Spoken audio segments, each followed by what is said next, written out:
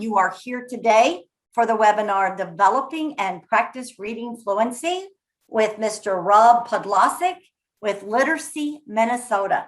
I again am Paula Bauer. I will be your host, and I have the pleasure of having two sweet coworkers, Beth Ponder and Anne-Marie Molinari Sanders, with me today. They rock the world in webinars, so you are in good hands and we'll have a great experience today.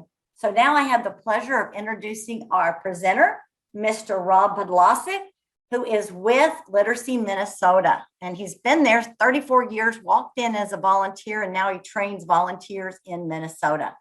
He specializes in workshops like the one today in reading, children's literacy, and a program within Literacy Minnesota called North Star Digital Literacy. So we are very, very lucky to have him. And we want to thank you, Rob, for sharing your time and your expertise today. All right. Thank you, Paula. All right. Good morning, everybody. As Paula said, my name is Rob, and I work for an organization called Literacy Minnesota. And we are a statewide nonprofit organization that supports literacy efforts in a variety of ways. And one of the ways, the biggest ways we do it is through the use of volunteers. And my job is to train those volunteers. And, it's been a very interesting year with COVID. There have been some very big downsides, and there have been some positives. And I think one of the biggest positives is we kind of realized that this virtual learning is a valid option, and learning from webinars is a valid option. And that's something we had trouble convincing people of a year ago. And the other thing that's very exciting for me is I get to do things like this and meet people from all over the country and all over the world. So thank you very much for being here today. So today's workshop is developing and practicing reading fluency. And so we'll be focusing on that component of reading.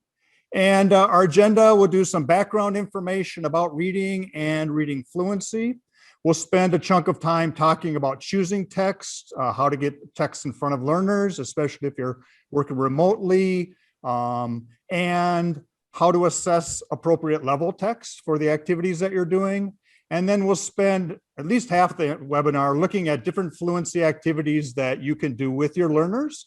You can do them in person or you can do them remotely.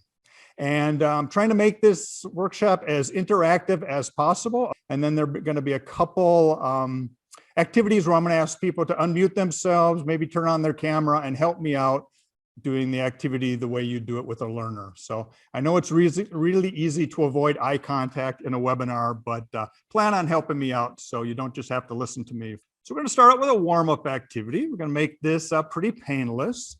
And I always want to emphasize that reading is a skill. It's something that you do. It's not something you know about. It's something that you actually do. So what I'd like you to do is think about what skill you have learned or are learning as an adult. There's been a lot of attention paid to during COVID. We're all kind of taking on some new learning. So what are some things that you have learned as an adult? Something you've taken a class or watched a YouTube video on, had a friend help you with? So one I'll share out, I've been doing for about 30 years is recreational ice dancing. So if you could go ahead and chat out, what have you been learning to do as an adult? Piano playing, tax preparation, computer literacy, computers, making earrings, that's cool. Love crafts.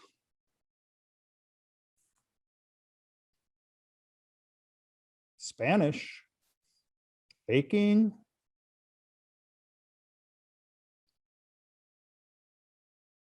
gardening, sewing,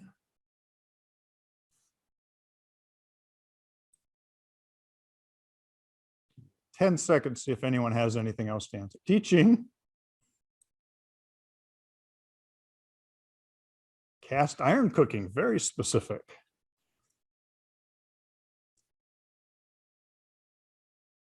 All right, great. So thanks for sharing those out. We're going to reflect on those a little bit later. I'm going to start out by doing some background information. For some of you, this might be, I got this a long time ago. For others of you, this may be new information, but just wanted to do some theory so that we're all on the same page about what we're talking about. And today we are talking about reading fluency, and that is reading fluency, not oral language fluency or oral language pronunciation. Really, it's looking at the component of pulling the words off the page and being able to do that quickly and easily. So very specifically around reading fluency. And whenever we talk about reading, we often talk about the 5 components of reading. In order to be a good reader, you have to master 5 components. The first is phonological awareness, which is the ability to hear the sounds, produce the sounds, identify the sounds, manipulate the sounds. So if I said, how many sounds are in cat? And you said cat 3, that's a phonological awareness skill. If I said, what's the last sound in dog? And you said g, that's a phonological awareness skill. So having to do with the sounds. The second component is alphabetics, and that has to do with connecting the symbols we use in our language to the sounds we have in our language. So if I said, what's the first sound in dog? And you said duh, that's a phonological awareness skill. And if I said, what is the first letter in dog, or what letter represents duh? And you said D, that's an alphabetic skill. So individual sounds, everything through prefixes and suffixes and root words and all of those type of things fit into alphabetics. Third component is vocabulary, understanding what words mean. And as Paula said, the next training I do for you guys will focus on reading vocabulary. So please come back for that. Fluency, being able to read quickly, easily, and with expression. And then the granddaddy of all of them, which is comprehension, understanding what you've read. And comprehension is the result of those first 4 components. The reason you want a big vocabulary is because it impacts comprehension. But comprehension is also its own component. Finding the main idea is a comprehension skill that's not embedded in those first 4. So today we're going to focus on fluency. And I think fluency is kind of the underappreciated component in adult literacy. For years, I remember saying, it's really not that important how fluently people read as long as they comprehend what they read. And then someday somebody realized, the reason people often aren't comprehending is because they're struggling with their fluency. And that is particularly true with intermediate level readers. Fluency tends to be one of the big barriers getting them to that comprehension piece. So we're going to focus on fluency as a component. I tend to think in analogies, and so I have this picture of this little person here lifting some weights. And, when we do something physical, our whole body works together at the same time. But when we're exercising or when we're training our body, we often focus on one part. We work on our legs, or we work on our arms, or we work on our shoulders. We isolate a piece in order to build those muscles. And then we go back to using them all together when we go running or when we play football, or whatever it is that we do. Okay. The same is true with reading. When we read, we do all of these things at the same time. But when we're training to read, we want to isolate. We want to work on our fluency muscle, our vocabulary muscle, our comprehension muscle. And so really you want to think about, I'm having a fluency lesson, and that's what I'm going to focus on. And you want to try not to drift into, okay, now we're going to practice sounding out words, or you try not to drift into, okay, we're going to spend 20 minutes explaining all the vocabulary. We really want to focus on fluency. Also, there are some fluency activities that we'll talk about today that research shows are absolutely brilliant for working on fluency. The same activities might not be so great at working on comprehension. And so remember, all the activities we talk about today are focused on that fluency muscle rather than on those other skills. But you build those muscles, ultimately, they're all going to pay off when you get back to doing the whole of reading. I'm also glad I have my camera off for this. You can see that I really don't know that much about weightlifting. All right, so here's a quote. The goal of fluency isn't fluency, it's comprehension. And if you walk away with anything from this training, it's this, that you're working on fluency in order to lead to comprehension. And so even though we're spending time working on that fluency muscle, ultimately what we want to get to is that comprehension. So, need a definition of fluency. What is fluency? Fluency, typically, we use it as good at. I'm fluent at means I'm good at. For reading fluency, we're going to use a very specific definition. I'll put it up here. The ability to read accurately, quickly, and with the appropriate intonation and expression. It's the ability to read accurately, quickly, and with appropriate intonation and expression. So within that definition, there are three components: accuracy, speed, and prosody. And I want to break those down. First, we talk about accuracy, which is getting the words right. If it says dog, you don't read dig. Okay. What we're looking for reading fluency is about 80 to 95% correct in connected text. So really, nobody in real life reads 100% perfectly. Maybe news reporters or people reading from a script will read 100% correctly, but in real life, we don't read 100%. We make mistakes, and that's okay because the goal isn't fluency, the goal is comprehension. If you are a native English speaker and you're reading English, then you probably only need to be around 70, 75% correct in order to understand what you're reading. If you're reading something you know a whole lot about, you probably only need to be about 65%, 70%. But really what we're kind of looking for is 80 to 95%. If you're reading something that you're not familiar with, if you're reading in a language that's not your first or second or third, then you might need to be closer to 95%. But nobody needs to be at 100%. The second piece is quickly or speed. How fast should you be able to read? And for kids, we have benchmarks. We know a first grader should be able to read this many words per minute, or a third grader should be able to read this many words per minute. We don't have any data that says how many words a 42-year-old man should be able to read. So I'm going to go with as quickly as possible without sacrificing comprehension. And for most of our students, it's getting them to read more quickly, because generally the slower you read, the less you comprehend. But I've worked with a lot of students think the faster done, they're done, right? I'm done. You have any idea what you read? Nope. So there is a sweet spot for how fast you should read. And obviously it depends on what you're reading. If you're reading People magazine, you can read a whole lot faster than if you're reading the income tax form. And then the last piece is that intonation or expression, and we use the term prosody. And you want it to sound like natural speech. It has that rhythm of natural speech, with the emphasis being on chunking. Do people chunk the words in the correct order? Are they phrasing the correct way? And that's a really good way of telling a fluent reader from a non-fluent reader, a fluent speaker from a non-fluent speaker, a fluent piano player from a non-fluent piano player, is how good that chunking is.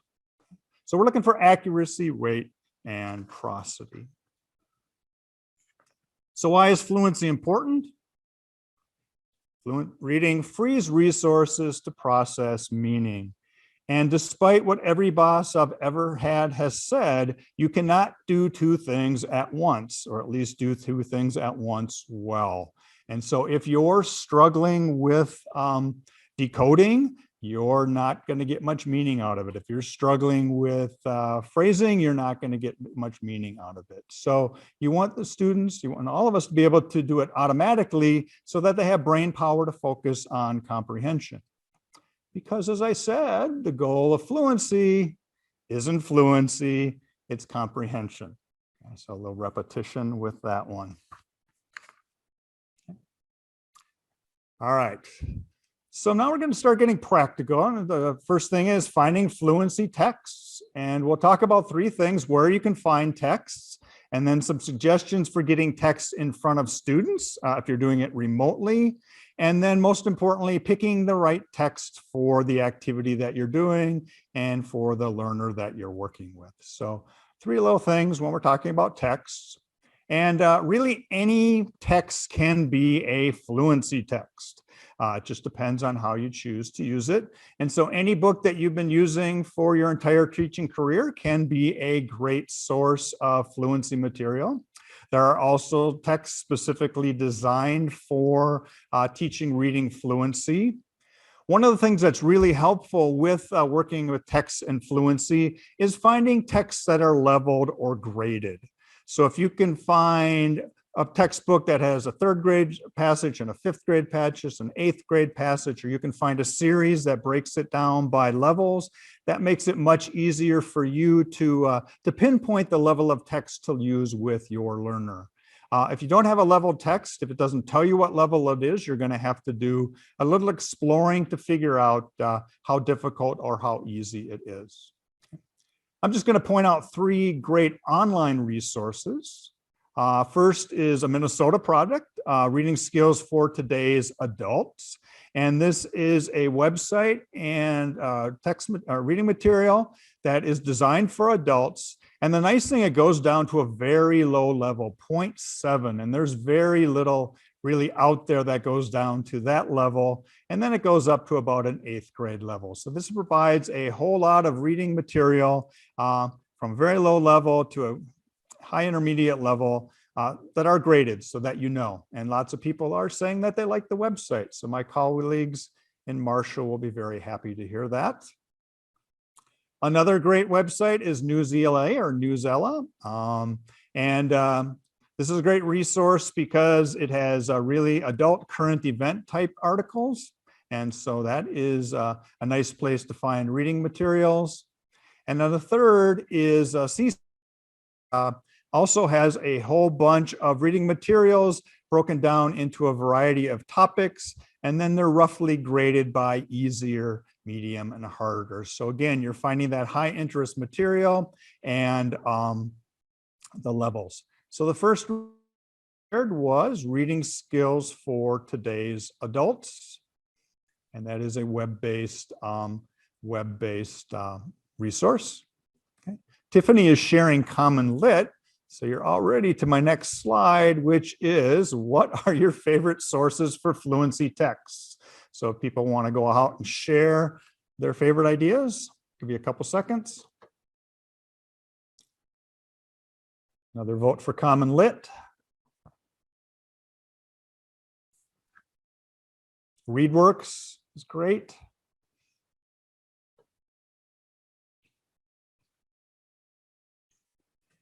All right. Move on to second thing, which is just ideas for getting text in front of students. And last year, when all of our online classes all in-person classes got canceled and everyone went to online, the challenge was, how do I get materials in front of the learners? And so just put up a laundry list of ideas, just sharing a screen. If you're using a Zoom call or any other web platform that allows you to share your screen, you can just put the text there, physically mailing it to them, or dropping off that suspicious manila envelope on their doorstep with the reading material. That works. You can email them the piece as an attachment. You can link to an online text, which is great, and it actually uses less bandwidth for the learner. You can copy and paste it, make a Google Doc that they can access. You can paste it in the chat, although there's limited number of words you can put in chat. And then you can do an attachment. And if you see next to the everyone on the chat function, there is a space for a file, and you could upload it and it will get sent to your learners. So just some logistical ways to get text in front of students. So a big piece I want to talk about is choosing just right text. What text should you use with a learner? And really, you can use just about any text. It varies by the activity that you're going to do with the student and the component that you're going to work on with the student. And so you're looking for not too hard, not too easy, but just right. Goldilocks there. Just a couple general tips. The more work the student is going to do, the easier the text should be. So if you're going to read it out loud to the learner and they just need to listen, then you can pick really any level of text. If you are going to have them read it out loud to you, then you're going to need to pick text that's easy enough for them to do successfully. So the more work they're going to do, the easier the text should be. And we're going to go through a series of activities moving from easiest for the learner to hardest for the learner. And as you go through these activities, you'll need to find simpler and simpler texts to use. And the other piece is if you're going to work on rate and prosody, okay, how fast they're reading and the rhythm that they have, then you can pick harder text. And if you're going to focus on accuracy, then you want to pick easier text. Again, harder and easier are relative terms. You'll just have to base it on your particular learner. So I said I think in analogies, so I'm going to give you another one, thinking about somebody playing the piano. And if you give an intermediate level piano player an easy song, it's going to sound good. You know, they're going to get the notes right, the speed is going to be correct, and they're going to have good phrasing. And then as you give them more and more and more difficult pieces to play, you're going to start seeing it break down. And the first thing that's going to break down is the prosody. It's just the phrasing's just not going to be there. Okay. And then the next thing that will break down is going to be the speed. It's probably going to start being variable. They're going to go fast, then slow, then fast, then slow. And then eventually it's just going to be slow. And then the third thing will break down is just they can't hit the right notes. Okay. And so they're really struggling with that. So first thing that breaks down is prosody, then speed, and then accuracy. And the same is true in the learner's reading. The first thing that will break down is the prosody that they have, and then the speed will break down, and then they'll just start calling the wrong words. So same thing between piano and reading. So picking texts, okay, if you know your student reads at a 4th grade level, then you can look for 4th grade text, or maybe 5th grade text, or maybe 3rd grade text, depending on what you want to do with them. If you're not sure what level they're reading at, then I would pick a level of text and really encourage you to start low. It's much easier to start with an easier text, have the student be successful, and then move up, than start with a hard text and have them struggle right off the bat. So everybody loves to show how good they are. So I would encourage you to start low and have them read out loud. And you want to listen for their accuracy, their rate, and their prosody. And if they're reading it and they're reading it at a good speed and it sounds good, you know, that expression is good, then level up, pick a harder text and have them read that and see how it goes. So if the point where the speed and the prosody breaks down, okay, so they're reading slowly, probably, they're chunking poorly, but they're getting the words right. Okay, that's a great level to work on rate and prosody activities. Okay, so the accuracy is good, but the rate and prosody are breaking down, then that's the place to work on rate and prosody. When they get focused on accuracy, when they're really, you can tell they're just working on those individual words, okay, you want to stop and think, do they know the rules? They know that there's a silent E, so that's going to make the vowel in the middle long. Do they know that, but it's just taking a long time to apply it? Then that's a great place to work on accuracy. So you're giving them a simple level text and having them read it. Okay. If they're struggling to just apply the rules or remember the rules or whatever, then that's time to shift from fluency to alphabetics and really work on the here's how to sound out a word, here are the rules and things like that. You can still do fluency with them. You can read out loud to them, but that level of text you don't want to use for fluency practice. So as you're going through this, you're going to have to sort of make some determinations about what is an error in terms of accuracy and what's not an error. So I just want to quickly go through some suggestions. What's an error? Okay. So if they misread the word, if it's dog and they say Doug, that's a misreading and that's an accuracy error. But you only want to consider it one accuracy error, even if the word occurs 15 times. It just means they were unfortunate enough to pick a passage that had a word they didn't know 15 times. Okay? But a misreading is an accuracy error.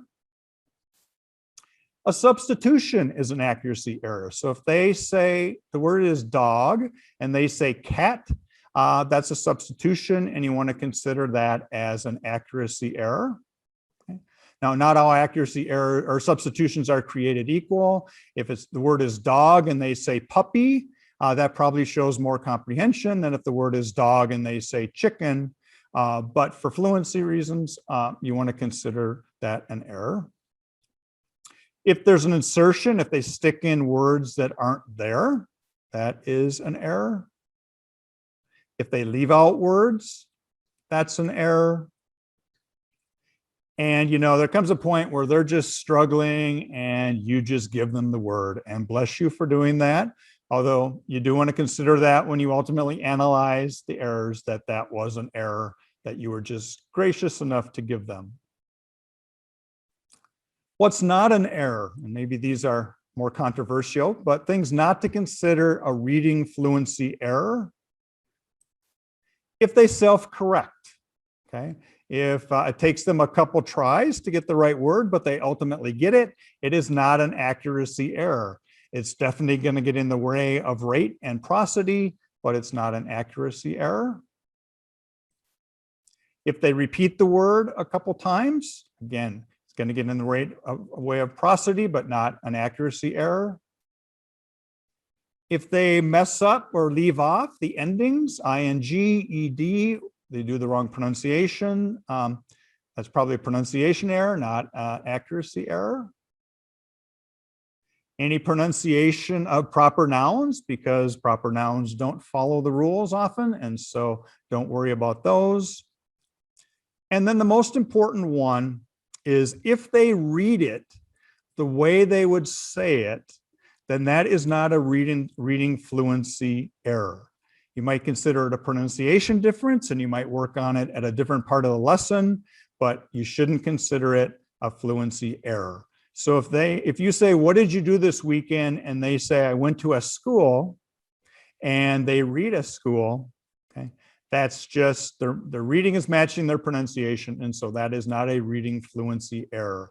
So those of you who are working with English language learners, often the question is it pronunciation or is it reading fluency? Again, if what they read matches what they say, then it's a pronunciation issue rather than a fluency issue. Okay. And again, the bottom line is, does it impact comprehension? Okay. Because as you may have heard, the goal of fluency isn't fluency, it's comprehension. Okay. So we're going to shift over and talk about activities for the rest of the training. Questions, you can go ahead and unmute yourself, or you can go ahead and chat them out if you'd like, type them out. She said, what is this applied word? What is this applied word? So if they're reading and they're stuck and you tell them the word, if you've supplied them with the word, then that's considered a supplied word. I'm going to answer one. There's a question of example of oral pronunciation. So what I wanted to get at was, if the student reads a word the same way they would say the word if they were speaking to you, then don't consider that a reading fluency issue. You might consider it something to work on for the pronunciation part of the lesson, but it is not a reading fluency issue. All right, we'll continue on. So here's a question, thinking about reading fluency, thinking about fluency and all the skills that you have developed. How does one become fluent? You have a lot of practice. I see a lot of practice. Yep, and that is, how do you get to Carnegie Hall? You practice, right? Practice and repetition. So what we're going to look at is a whole lot of fluency practice activities. And I have a list of them here, and we will go through each of them and talk about them a bit. So we're going to start out with modeled reading, which is reading out loud to your learner. And the question is, how does reading out loud help students become better readers? Go ahead and type out your response to that. How does reading out loud help learners become better readers? They can hear. Rob, while they're typing, we did have a question from Olga. What if pronunciation error affects comprehension because they think of another word? Yep, then it's a vocabulary issue. And so I would stop and talk about that in that situation. So then it becomes a vocabulary issue. So just reading is very smart. They can reproduce. They're hearing how words are pronounced, familiarizes them with unfamiliar words. Sure. So you're just modeling as model reading would suggest. Okay. And someone said they're used to learning from hearing, so hearing themselves. Okay. Helps with prosody. They get to hear what good fluent reading sounds like. Sure, if you want to be a good piano player, one of the things you do is listen to good piano players. And if you want to be a good soccer player, one of the things you do is watch good soccer players. And if you want to be a good reader, you need to listen to good readers. And obviously, just listen to somebody read is not going to teach you how to read any more than listening to someone play piano is going to teach you how to play the piano, but it's going to give you an idea of what reading sounds like and what fluent reading sounds like. And so often with students, adult students in particular, we're so anxious to give them opportunities to practice their decoding that they only hear themselves reading and it's not very fluent.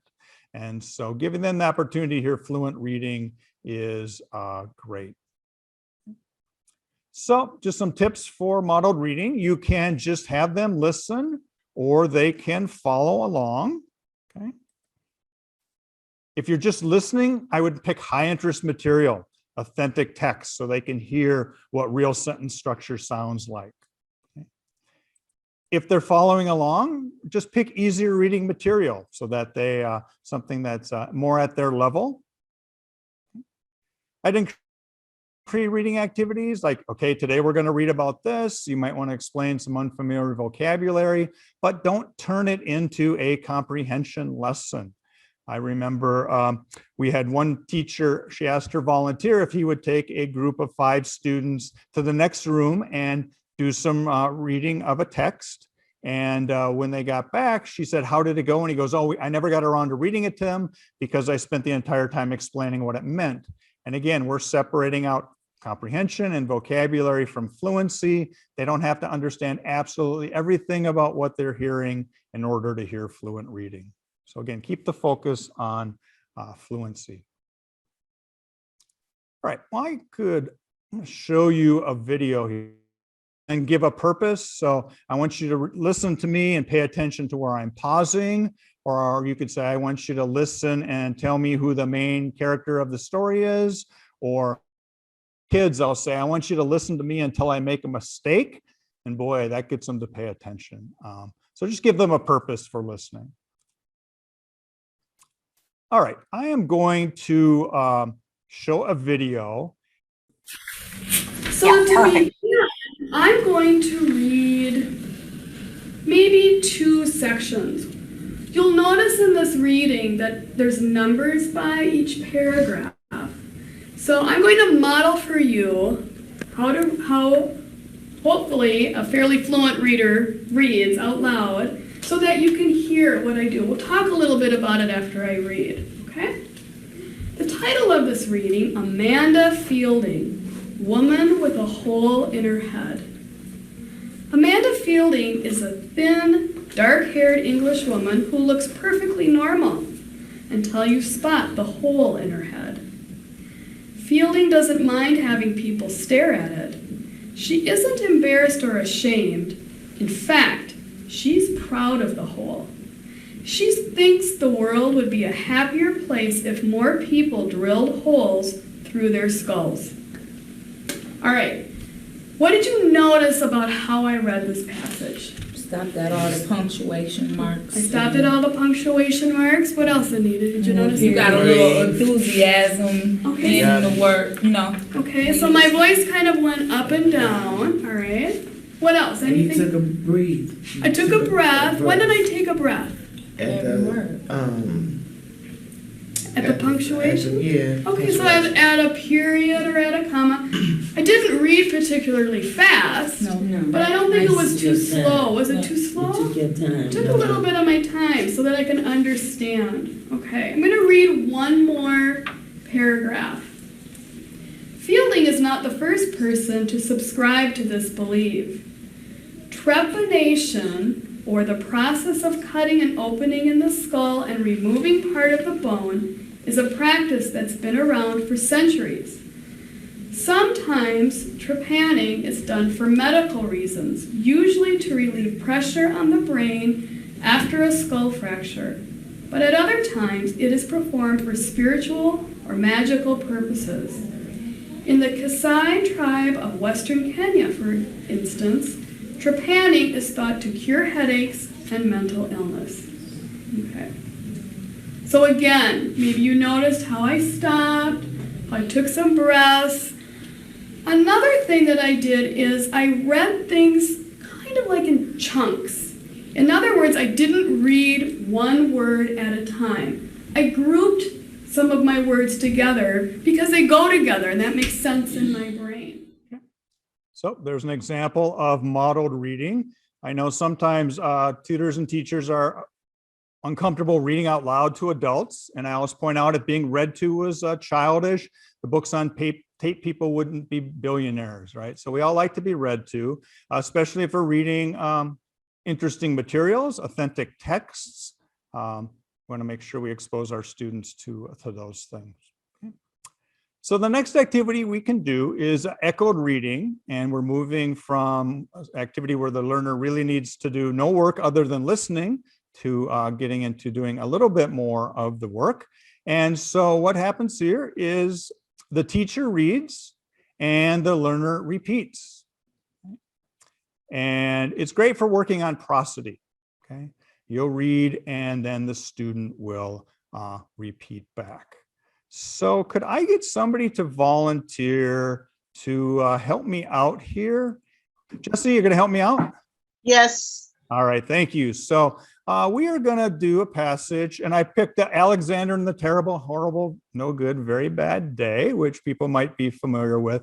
And so what I'm gonna do, Jesse, is I'm gonna read a sentence, and then I'm gonna have you repeat back what I said, okay? Okay. All right. And in real life, the learner will have the text in front of them so they can decode whatever they're able to decode. To make it a little bit more challenging and a little bit more realistic, I whited out the text here. I'm just gonna have you repeat back the first sentence, okay? Okay. I'll read it and you'll repeat, okay? So here we go. I went to sleep with gum in my mouth and now there's gum in my hair. And when I got out of bed this morning, I tripped on the skateboard and by mistake, I dropped my sweater in the sink while the water was running and I could tell it was going to be a terrible, horrible, no good, very bad day. So go ahead and repeat. I got out of bed this morning. That's it. All right, thank you. And I just modeled a really horrible teaching strategy, which is to call on a volunteer and then make them fail. So I apologize, Jesse. If I had the words in front of me, that would be different. Thank you for being a great sport. You can mute yourself. So Okay. that is literally the first sentence of Alexander and the Horrible, Terrible, Very Bad Day. It's 68 words long. What could I have done to make this a more manageable text or activity for Jessie besides giving her the actual words? How could I have made it easier? Sure, Patricia said just break up phrases. Yeah, just chunks, right? And when we read, we don't read 68 words at once. We don't read one word at once. We read in 3-word chunks, 5-word chunks. So I could have done, I went to sleep, and Jessie would have repeated back, I went to sleep, okay? So again, thank you, Jessie, for being a good sport there. Last time I did this, I called on a volunteer and he was able to repeat it back perfectly. And it's because he had just read it to his kid about an hour before. So he had it memorized. But I think for most of us, not a luxury we have. So I'm going to show another video. Driver. Kim was a good driver. Kim was an attentive driver. Tim was an attentive driver. She did not use her cell phone while driving. She did not use her cell phone while driving. She did not read while driving. She did not read while driving. She did not even eat while driving. She did not even eat while driving. She focused on the road. She focused on the road. Kim followed the rules of the road. Kim followed the rules of the road. She drove the posted speed limit. She drove the post speed limit. She stopped at stop signs She stopped at stop signs and at red lights. and red lights. What should Kim have done? What should Kim have done? As soon as a driver sees an emergency vehicle, As soon as a driver sees an emergency vehicle, she must pull over onto the shoulder she must pull over onto the shoulder of the road of the road and stop her car. and stop her car. This driving rule helps keep everyone safe. This driving rule helps keep driving everyone safe. So there is a very real example of echo reading. I wish I had a video of him trying to read that by himself, because even though he struggled a little bit repeating back what his tutor asked, he was still able to do it much more easily than if he tried it on his own. So great activity. Those of you who have kids know that this is one of the first strategies they develop. They memorize the stories long before they can read. And if you skip a page or try to skip a page or accidentally skip a page, they call you on it. That's a stage of reading development, and we're just building on that tendency. So echo reading. Next activity we'll talk about is choral reading, paired reading or choral reading, depending on how many people you have. And in this situation, you read aloud together. So you'd put the passage up and the tutor and the student would read aloud together. Okay. Again, you want to pick stuff that's just a little bit harder than they could read on their own. And you want to try to read at a normal speed. Slow down a little bit, but don't slow down too much. If they can't keep up with you, you can pick an easier text, or you can pick an easier strategy like read it to them, but don't slow down too much. So I'm going to put the passage on, and here is our friend Alexander in the Terrible, Horrible, Very Bad Day with the words.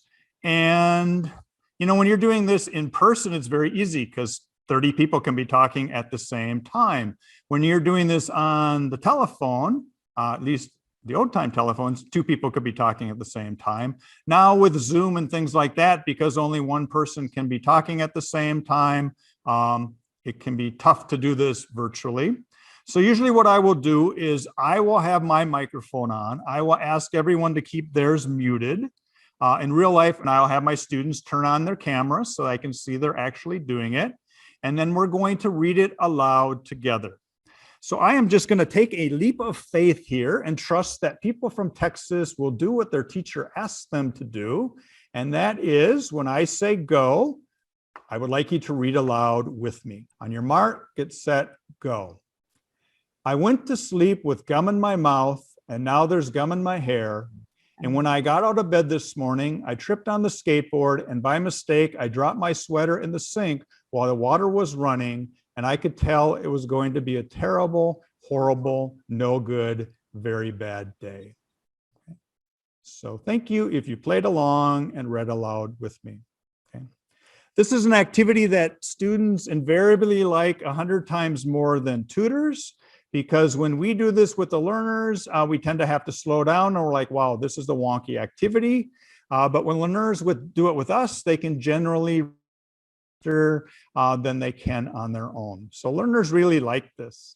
And I remember doing this at a training, and a woman said, oh yeah, this is just like choir. And I said, how's it like choir? And she goes, oh, I get to choir practice a half hour early so I can stand next to the really good singer. Because when I'm singing along with the really good singer, I'm better. And I'm sure the good singer's like, please get away from me. You're dragging me down. But it helps to have someone to pattern off of. So read aloud together. Okay. All right. Another video here. And this is of a tutor and her student doing duet reading. And just a little context, we had a learner who had written something for our statewide learner journal, student writing journal. And we asked if she would read something that she wrote at one of our conferences. And she said she would, but she would only do it if her tutor got up there and read it with her. And so this is Betty and her tutor Amy, and they're up in front of about 400 people doing duet reading. Right now, I'd like to have Betty Kepler come up, and she had a little piece that she wanted to read from To Open Your Mind as well.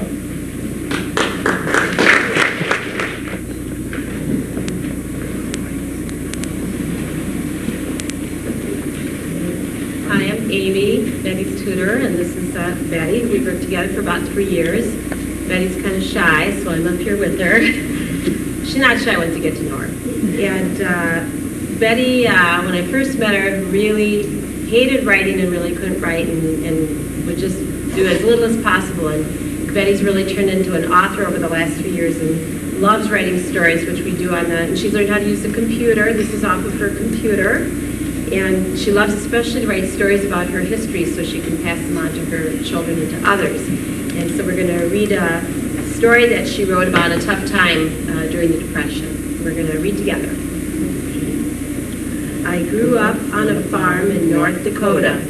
We used animals and simple machines to get the work done. Our grain binder broke, so we couldn't cut and bind our wheat. We didn't have money for the parts to repair it. Mom and Dad decided to butcher 2 pigs to raise money for the parts.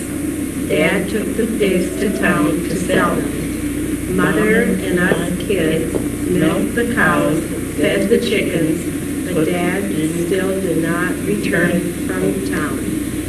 We fixed dinner, but no Dad, so we ate without him. Night came, and Dad walked in and said, we have to can meat. I walked the whole town and could not get $5 a pig. If I can't get $5 a pig, we are going to have meat on the table. We started to can. I got so tired that I could not can anymore. Mother said, you go to bed, we will finish. As I walked to my bedroom, I was thinking that now we would have meat. I could still hear the words Dad said. If I can't get $5 a pig, the family is going to have meat. He was that concerned about us. My mom did sewing to earn money. She was able to raise the money for the combine parts. My mom and Dad had a strong partnership. Together, they always found a way to clothe and feed and shelter us.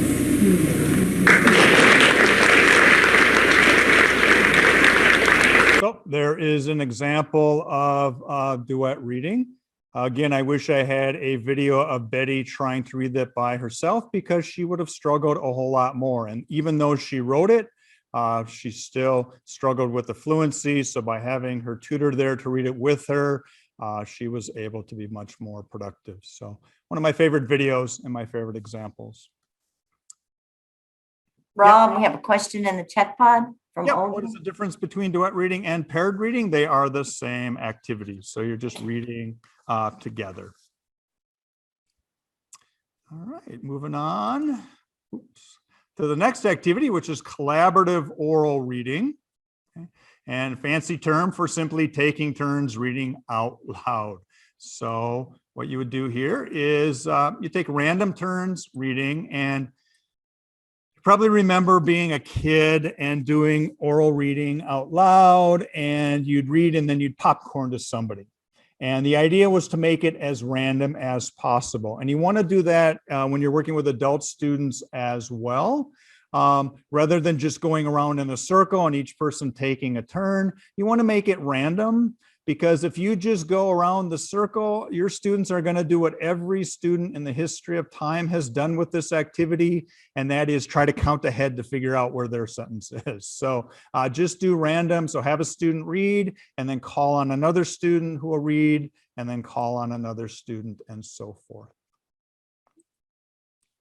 It's a great activity for giving students a reason to read, to listen, pay attention, to learn each other's names because they have to call on each other. So I've been in classes where I thought the students knew each other's names, and then when they had to call on one another, it became clear they didn't. So a good reason to learn them. There is a strategy called the wagon wheel method, where you'll pass it off to the student who will read, the student will pass it back to you, you'll read, then you'll pass it to another student who will read, and so forth. So every other turn is coming back to you.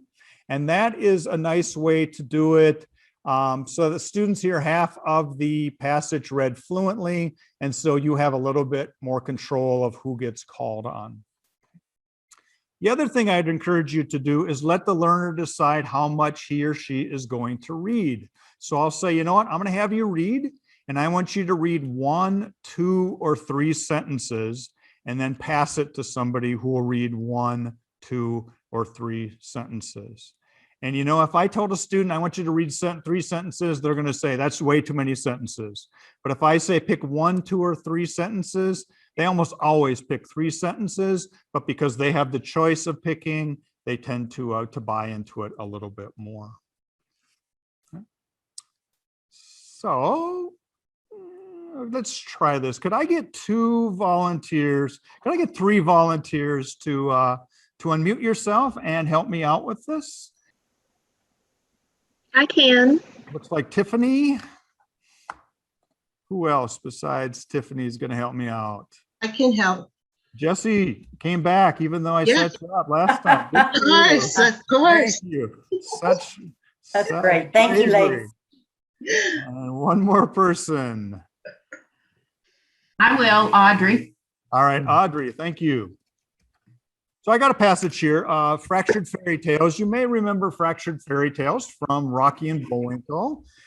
This is a print version that I stole off the internet to use today, just because it's more interesting than Alexander the Horrible, Terrible, Bad Day. They've been updated to the 1980s, so there are some weird references to 1980s, but here we go. And I'm going to read, and then I'm going to call on somebody. And then I'll have you call on somebody, and then I'll have you call on somebody. So again, when it's your turn, you can read 1, 2, or 3 sentences. And I'm going to start out. Once upon a time, actually it was 1888, but this isn't a history textbook, you know, so we don't have to get all boring and technical. Once upon a time, there was a young lad named Jack. Jack had come to the big city to try out for a baseball team, the Boston Beavers. I'm going to call on Tiffany to continue. 1, 2, or 3 sentences, then call on someone. Okay. The Beavers were a great team managed by the legendary figure Big Lip Leo. Listen as Leo gives one of those legendary pep talks. Men, we got a great ball club here. There's only one little thing that keeps us from being the top team in the country. We've never won a game. Okay, Jesse? True. The Beavers had lost 597 consecutive games, but then again, they had never had Jack on the team. Now, Jack wasn't exactly your garden variety baseball player. I'm gonna call on the other person that I haven't read yet. I didn't get their name. Audrey. Audrey. He didn't chew tobacco. He didn't scratch himself in embarrassing places. He didn't show up for yell at the umpire practice. And strangest of all, he had never played baseball before and knew not a single thing about the game. Jesse? Hey, coach, he would shout. When do I get to make a touchdown? No, the coach yelled, just run. Where would you like me to run? Tiffany? Look good, but hard as it to believe Jack wasn't as dumb as he sounded and looked. He had an ace up his sleeve, an ace he got to show at the season opener.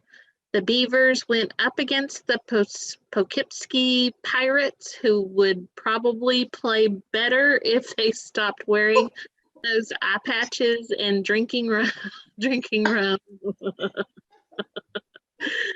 Audrey? Anyway, it was the bottom of the ninth. The Beavers led 4-3 and needed just one more out before they won the game. All right, I'm going to stop us here. Thank you very much for my 3 volunteers who helped me out. You want to know how it ends? Well, just for reasons of time, I'm not going to show you. If you want to do a look for some, go online, type in brownie locks, and then look for fractured fairy tales. You will find about 10 of these. And just for time, we're not going to go through them. But thank you very much for helping out. So next activity list is guided reading or assisted reading. And this is where the learner reads, and when he or she needs help, you assist. Okay. And you provide the help as necessary. Okay. And again, you want to consider the purpose, which is fluency, which means in this case, really don't let them hang there or spend 20 minutes trying to sound out a word. If they're struggling with it, just give it to them. Okay.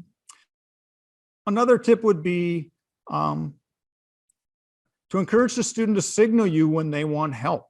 Okay, they might raise a finger, they might touch their nose. One of our tutors said her students looks up at the ceiling like, please help me. So whatever it is, that's your signal that they want your help. Okay, rather than having to guess, or rather than for them having to say, help me, they can give a subtle signal. So I'm going to show our last video this afternoon, and it's a tutor doing some assisted reading, some guided reading with her students. And what I would like you to do is watch. She jumps in and helps the student twice. And so I'd like you to watch and think about, when did she decide to help her learner? So one last video. I'm not going to read it before you, just going to have you read it straight out. Okay? Can the earth feed its people? In 1950, the world's population reached almost 2.5 billion. In predictions were that by the year 2000, there will be the earth feed its people. In 1950, the world's population reached almost 2.5 billion. In predictions were that by the year 2000, there will be more than 5 billion people. Some experts were convinced that the world was on the verge of widespread phenomenon. That word is famine. Famine. Pablo, would you read down to... There we go. So if you could type in the chat box, when did she decide to jump in and help her student? She jumped in twice. What were sort of her clues that she should jump in and help with the fluency?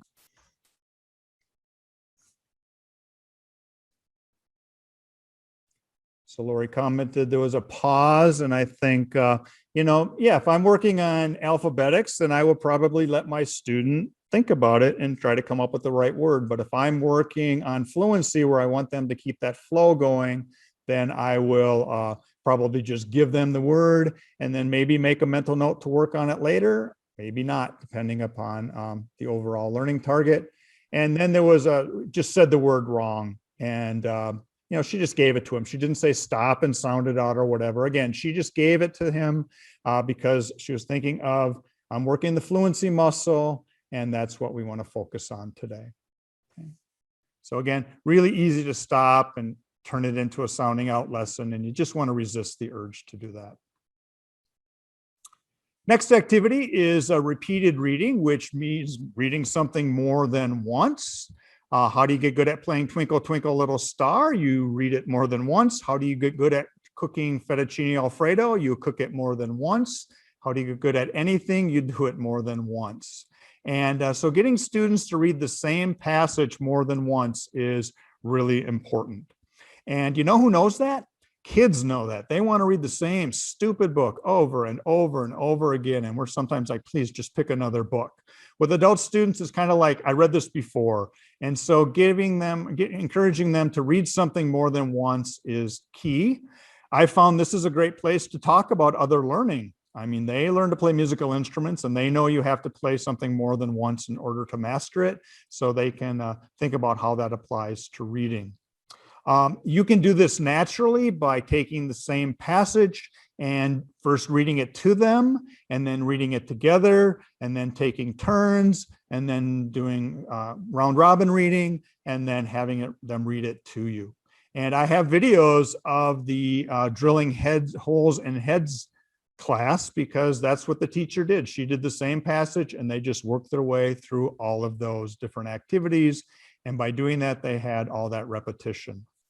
You can also do kind of a more formal repeated reading activity, which is you have the student read a passage and you want to provide some feedback. So the learner reads the passage and you're like, you know, that was really good.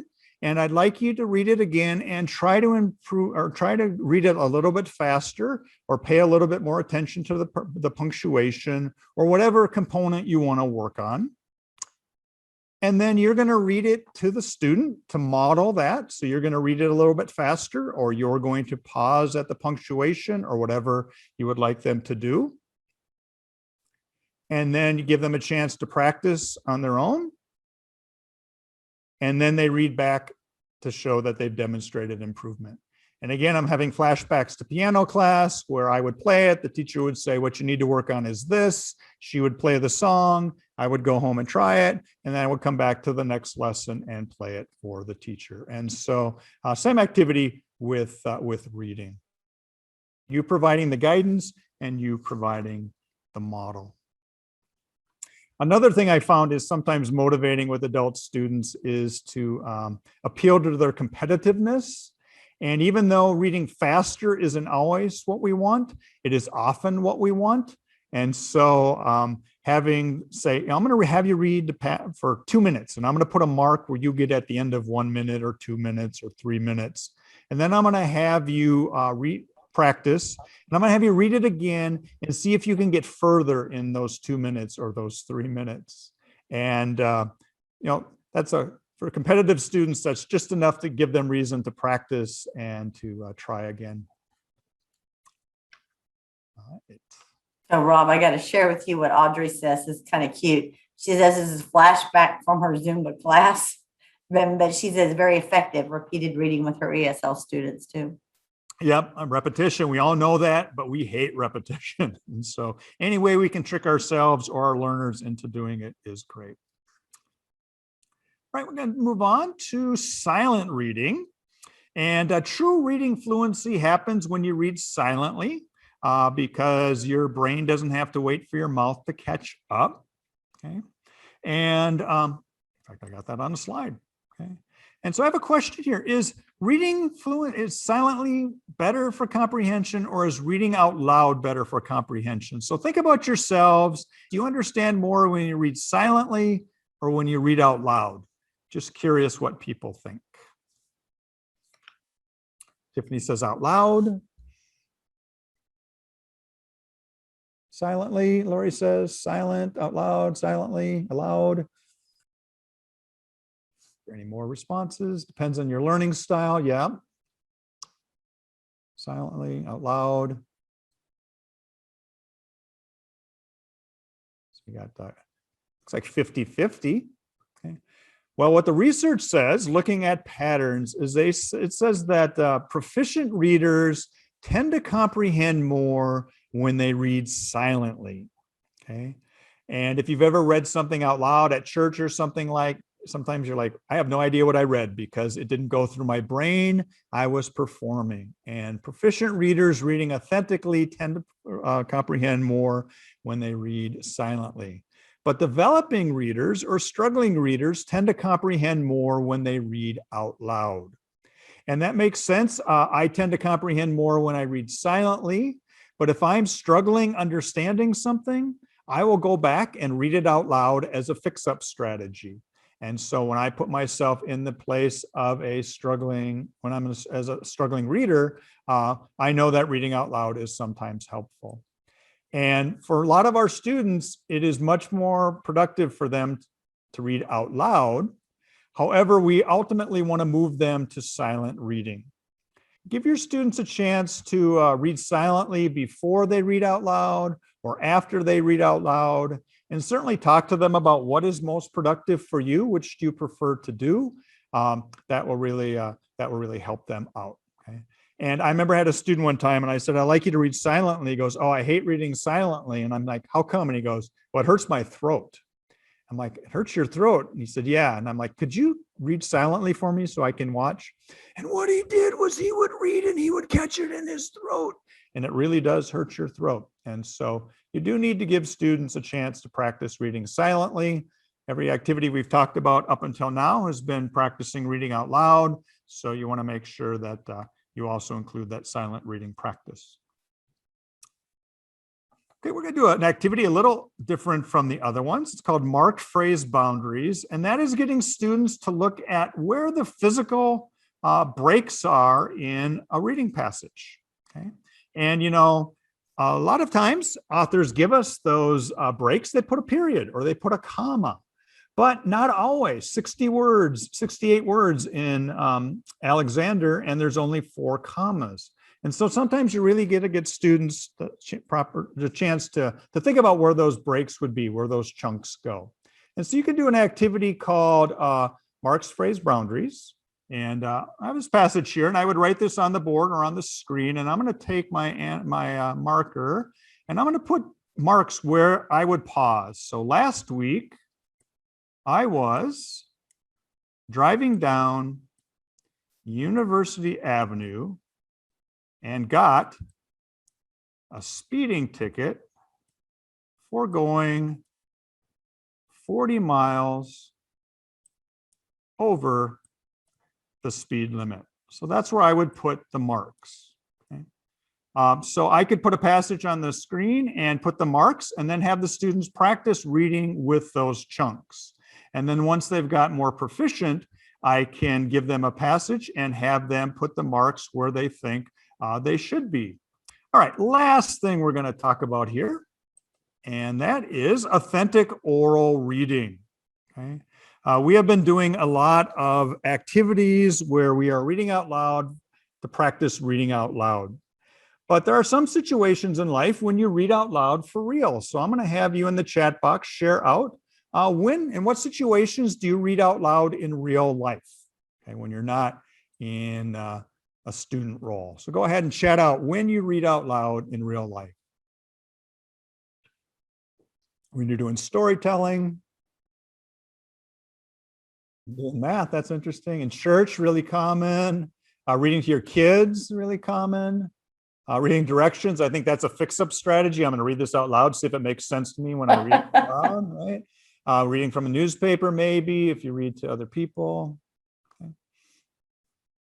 So I think there are some real life reasons for reading out loud. And if you can pinpoint those with learners, it's great to do because it gives them reasons to read out loud and gives them reasons to practice. You know, you think about learning to play the piano, and one of the things they do is they schedule a piano recital. And I think the main reason to do that is to force you to practice playing the piano because you're going to have to do it in public. One of my coworkers is a runner, and he's like, well, I gained some weight, time to sign up for another race so that I have to train for the race because I have sort of a deadline and a real reason to do it. So looking for reasons that you can set up reading out loud is great. Reading to other people is wonderful. Beth just sharing a newspaper story with her husband. Reading to kids is really common. We have a program where we have an ESL class, and then across the hall is our preschool for the kids of our ESL learners. And so what the adults will do is practice reading kids' books, and then they can go home and read those books to their kids in English, or sometimes they'll come and read out loud to the entire class, just like the teacher does. And that gives them a real reason to practice. Reader's theater you may be familiar with, and that is you read plays out loud, but rather than memorizing the scripts, you just read from them. And so I just did a quick Google search for Readers Theater and found an example of a text. And so you just assign roles. Student is narrator 1, a student is narrator 4, and then they can read out loud. We have a program in one of our correctional facilities, and one of the teachers did this with the men in her class, and they would rehearse and they would practice, and then they would go and they would do it for other inmates. And you think, wow, that's getting up in front of other inmates and doing this, that's a pretty exposed situation, but it was a great activity for everybody. And so Readers Theater is really cool. And my favorite example of authentic oral reading is we had a volunteer who was blind. And so she would work on reading fluency with a group of students. And when the student's job was to read out loud to her. And that was an authentic reading activity because they knew when they did that with a sighted tutor, the tutor could pay attention and really know what they were reading, if it was right or if it was wrong. And with the visually impaired tutor, the students knew that they had to do a good job reading because that was authentic. Reading out loud was her way of accessing that material. And the difference between when they read it to the teacher who was sighted and when they read it to the volunteer who wasn't was night and day, because they took it so much more seriously when the task was authentic. So really nice activities. Think of real life reasons to read out loud. Okay.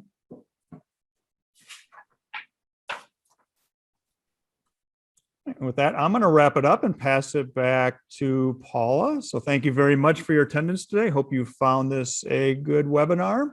You get a lot of accolades in the chat pod. Thank you, thank you, thank you. Great job. Thank you very much. Thank you, Rob. Terrific. Thank you, job. Rob. Great job.